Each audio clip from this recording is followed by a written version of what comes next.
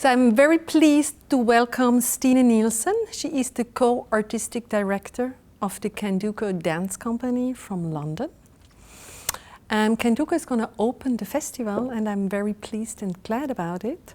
And especially because I saw this piece, Set Reset from Trisha Brown's, and I was like deeply touched, and that was the moment when I said, wow, I just have to have Candoco at the Steps Festival.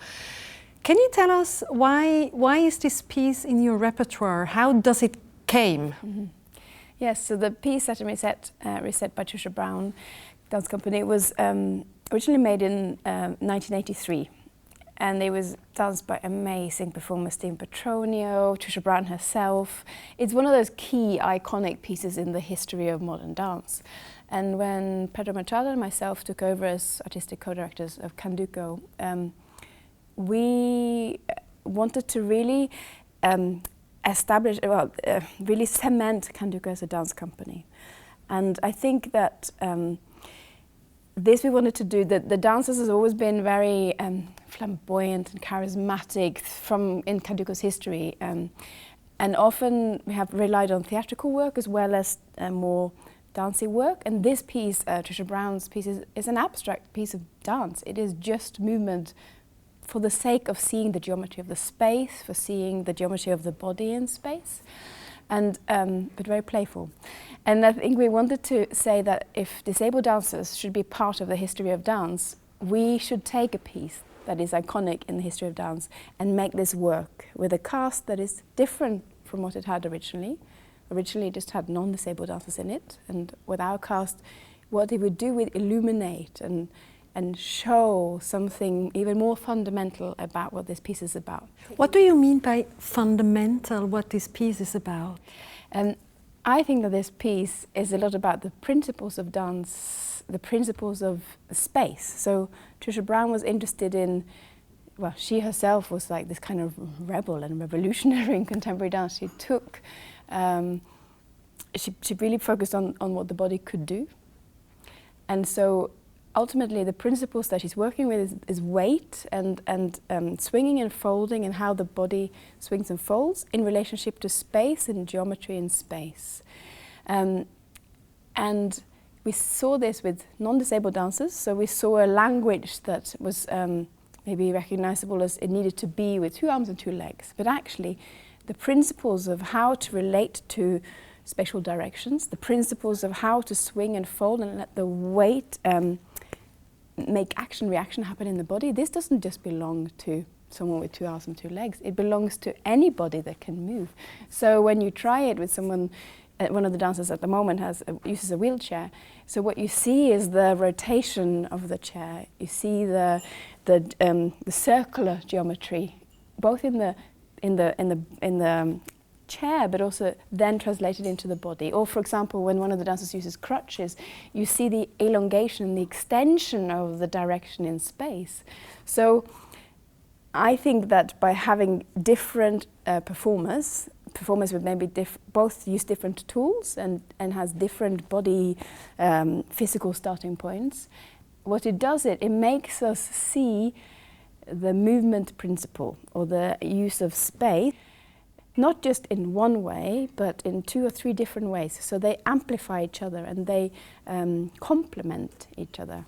So, Stine, because when I saw the piece, it's like some time ago, it was at the British Dance Platform. Since then, you changed the cast. Yes. And I saw the new cast, and they are beautiful dancers, you know. So are all the dancers going to be in the piece of Set and Reset? Yes, so all 7 dancers in the all piece 7 dancers are going to be in, and the wheelchair as well. Absolutely. Right? Yeah. So I'm very much, I have some ideas in my mind how this is going to be like, but I'm very much looking forward really to see the result at the festival. Yes, and I think that working with Abby Yeager, who is the assistant from Trisha Brown Dance Company who's helped restage it, it's been really exciting. She says it's really for her as well, made her again dig deeper into what are these principles? What is it that Trisha was interested in when she made this piece? What are the connection between people? What are the connection in the body? What are the connections in space? And how are those therefore materialized, visualized slightly differently with with different dancers.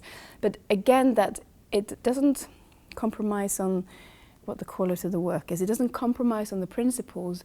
It just gives us more variety in how we see them.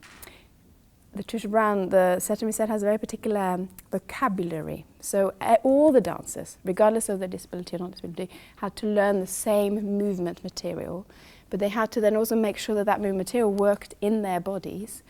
And then what happens is that when you then restage the piece, you allow for some improvisation and some play. So the language is shared, but how you speak the different words, how you create the different movement then allows for the individuals to come and create their movement. And therefore, I think what this does, it really makes for Candoco, which we have different words from the dancers' bodies, we have different expressions from the dancers' bodies. It means that they are not suppressed or put back or not included, but actually they form really part of what the fabric of the work is, what the look of the work is. So in discussion we choose, like as the second work for the evening, we choose Thomas Howard. There is again my questions, why did you ask Thomas to work with the company? We were really taken by Thomas's work. We went to see him quite a few years ago before we asked him to come and work with the company. He works with improvisation, live improvisation on stage, but very closely grounded in a set of rules and tasks that he has developed. So similar to Trisha Brown, he works with geometry in space and the composition of space, and he also works on articulations in the body, very clearly guided by specific tasks. So we felt that he would both teach the dancers something very clear about the discipline and the kind of work that you have to put in to spend time on very minute articulations and really developing how the body can move differently, as well as allowing some agency from them and ownership from them to, in the moment, make decisions around the composition in the space and the composition in relation to each other.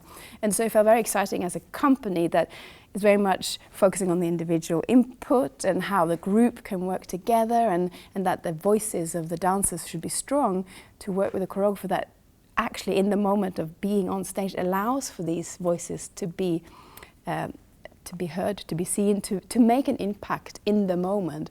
Felt there was a very clear clear mix, someone we were really proud to work with. So the reason why I asked you as a company to really have this couple, let's say, or this double bill, is because Thomas Howard, he told me that he got inspired by Trisha Brown, and she was the reason why he started a career. So to me, it's like a gift to have them like both on stage, or to have their work both on stage.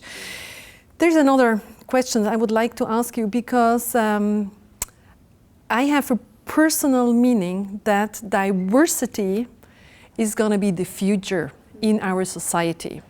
So Candoco, it's like a beautiful example, an artistic example to show the society that diversity can be lived, and that high quality art is made by abled and disabled people. What do you think? Is the future gonna be diverse? Mm-hmm.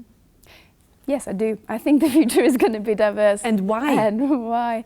Because it is the only way for us to keep expanding and to fight the curiosity that fuels what artists do. I think artists are inherently very curious, and actually artists do look for difference as much as they might look for unison or wanting to find something in common. I think what fuels us is when we have difference, and we have therefore questions, and we have to question what it is that we're doing, or even have to justify why we're doing something, and therefore the diversity that is created by actually very actively bringing different dancers into the room creates a very practical starting point for these differences to absolutely influence. So we see this when the choreographers come in. It makes them think about their practice. The choreographers that come in, the collaborators that come in, they leave Candoco with with another thought of the... So would you say that you are inviting choreographers and in the first moment they might be afraid?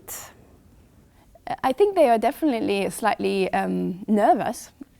So as to what is it gonna be for them? Yeah. What is the reality gonna be? One thing is the idea, and the other thing is the reality. They might change their like normal way to work.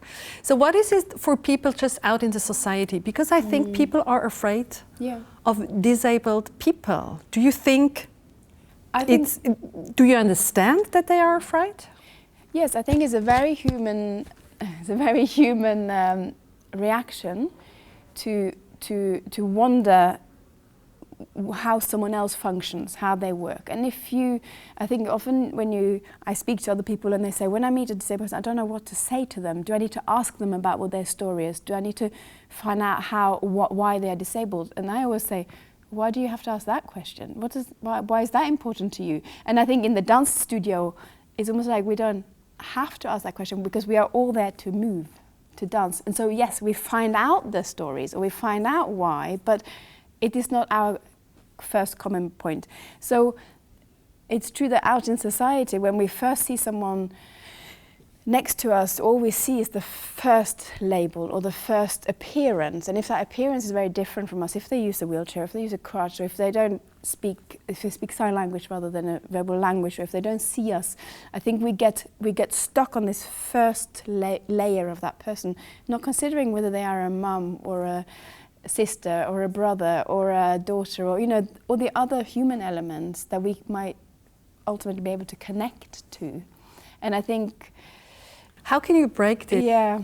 What would you suggest? Well, I'm telling you dialogue. So dialogue.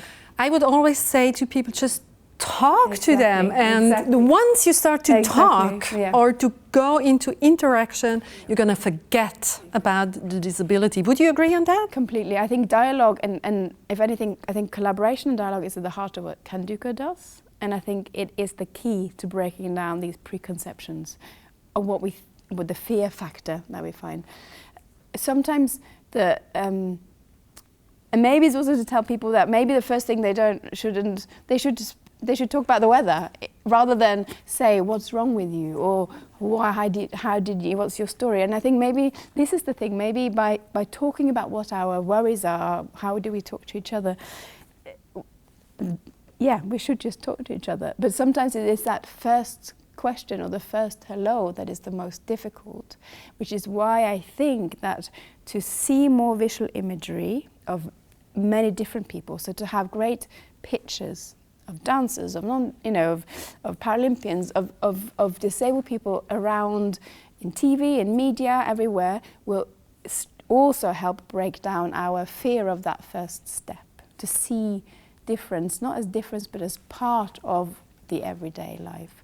And then the thing about communication, how do we communicate? So this goes also beyond disability to different languages, with the refugees crisis, with everything. It is how do you make the first way in? And I think sometimes that to have another activity that we focus on, rather than just on each other, helps us starting to find the communication.